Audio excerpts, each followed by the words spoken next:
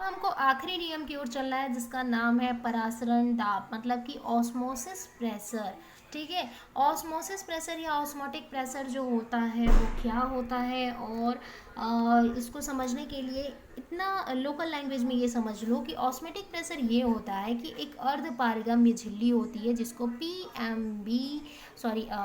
बोलते हैं, SPM बोलते हैं, मतलब कि सेमी प्रेम्बल प्रीमेम्ब्रल मेम्ब्रेन। ठीक है, तो SPM जो पॉलीथीन होती है उनसे जो शुद्ध पदार्थ है उनका सांद्रण, मतलब उसका सांद्रण उच्च से निम्न की ओर या निम्न से उच्च की ओर होता है।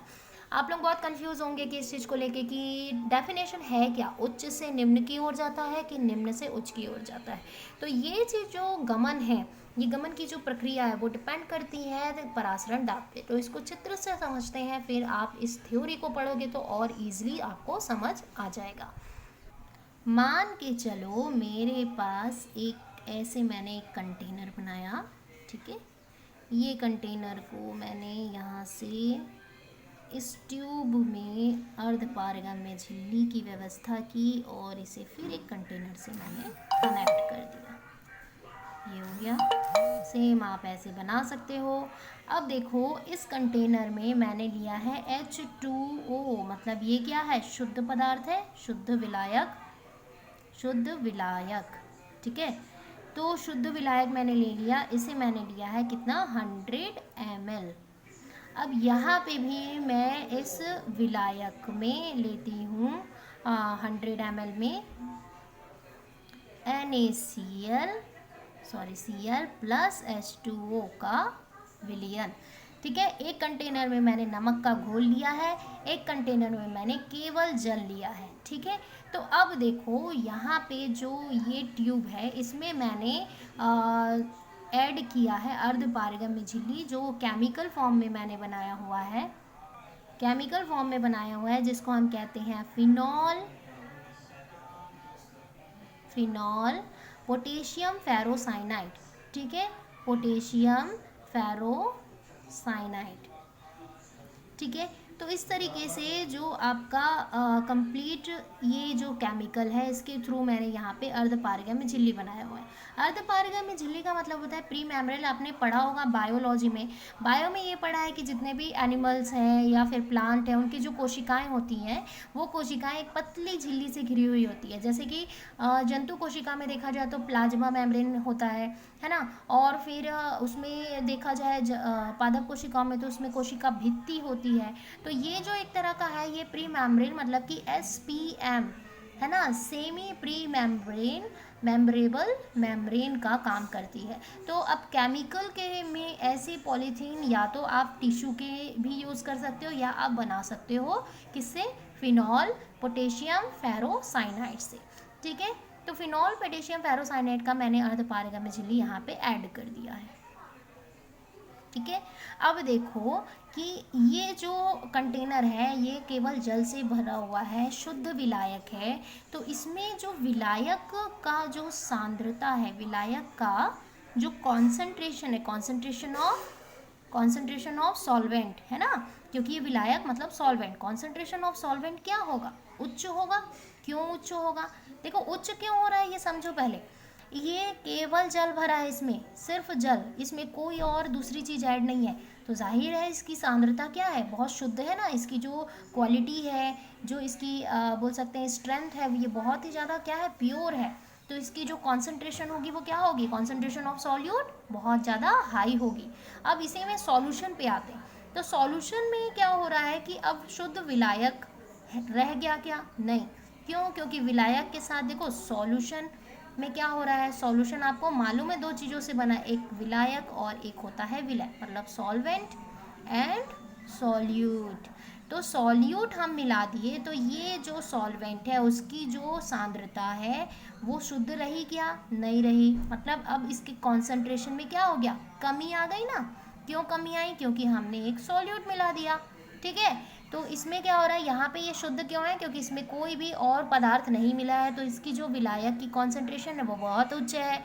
और इसमें हमने एक और चीज़ मिला दिया जैसे कि सॉल्यूट नमक, तो इसके कॉन्सेंट्रेशन क्या हो गए, उसमें कमी आ गई।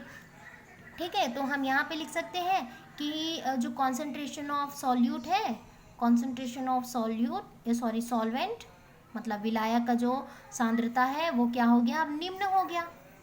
ठीक है, निम्न हुआ। अब देखो, अब इसमें देखो यहाँ पे अब विलियन का कॉन्सेंट्रेशन देखते हैं।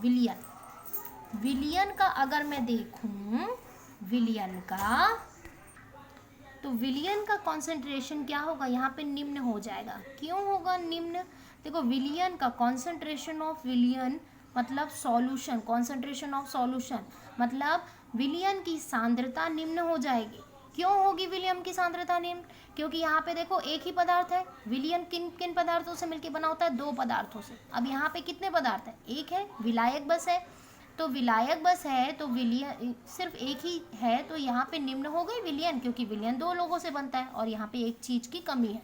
ठीक है, अब यहाँ पे अगर देखें तो विलियन की जो सांद्रता है, विलियन की जो सांद्रता है वो क्या हो जाएगी, उच्च हो जाएगी ना। विलियन की जो सांद्रता है वो उच्च हो जाएगी। क्यों होगी उच्च, क्योंकि यहाँ पे दो पदार्थ मिले हुए हैं, एक है NaCl, एक है H2O। क्लियर हो रहा है यहाँ पे। अब देखो परिभाषा कैसा होता है। आपको ऑस्मोटिक प्रेशर अलग अलग बुक में देखोगे तो कन्फ्यूज़न होता है। कभी लगता है अरे उच्च से निम्न की ओर जाना है, नहीं नहीं, निम्न से उच्च की ओर जाना है। तो बहुत सिंपल टेक्निक है। देखो ये दोनों तरह से सही है। अब दोनों तरह का स्टेटमेंट क्यों सही है ये जानते हैं।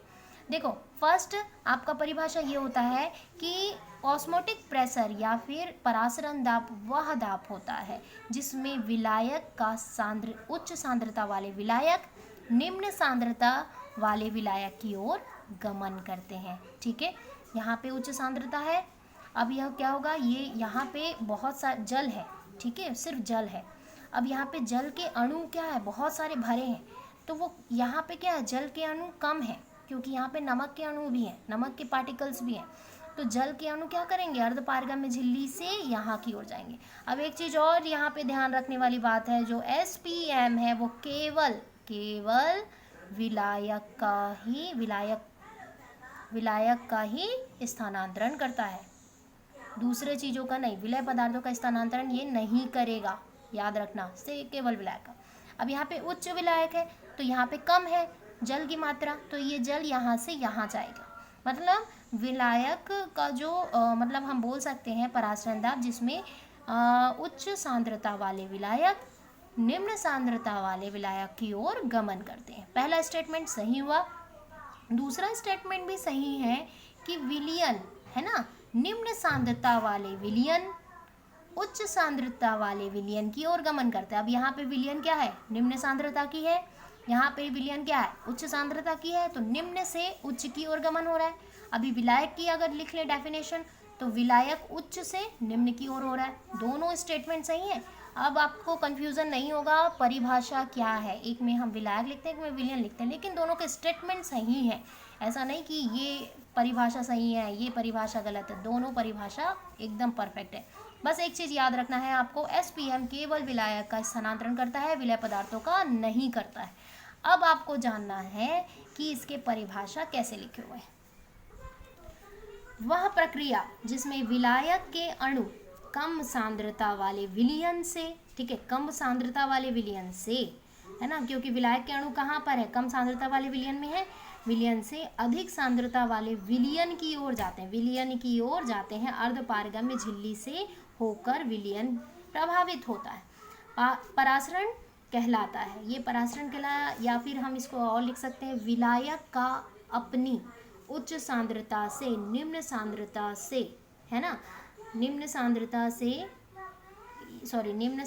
की ओर, डबल लिखा गया है, की ओर अर्धपारगम्य झिल्ली द्वारा गमन करने की प्रक्रिया को परासरण कहते हैं। आप इसको कंप्लीट कर लेना, गमन करने की प्रक्रिया को परासरण कहते हैं। अब अर्धपारगम्य झिल्ली, जिसको SPM सेमी प्री मेम्ब्रेन कहा जाता है, अब इसके बारे में जानते हैं कि ये जो SPM है वो क्या करते हैं, अपने में से होकर केवल विलायक के जल के अणुओं को ही गुजारते हैं। ठीक है, आपकी कोशिका भी प्लाज्मा मेम्ब्रेन की बनी होती है, जो एक तरह का अर्धपारगम्य झिल्ली होता है।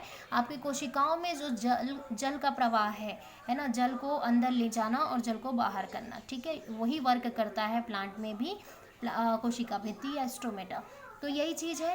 तो ये विलायक के या फिर जल के अणुओं को ही गुजारने का काम करती हैं और विलय के अणुओं को बिल्कुल भी गुजरने नहीं देती हैं।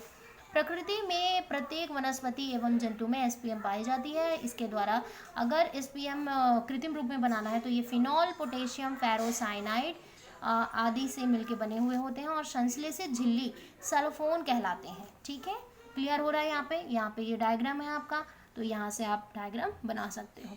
अब हमको जानना है कि परासरण दाब क्या होता है, तो नेक्स्ट वीडियो में चलते हैं परासरण दाब की ओर।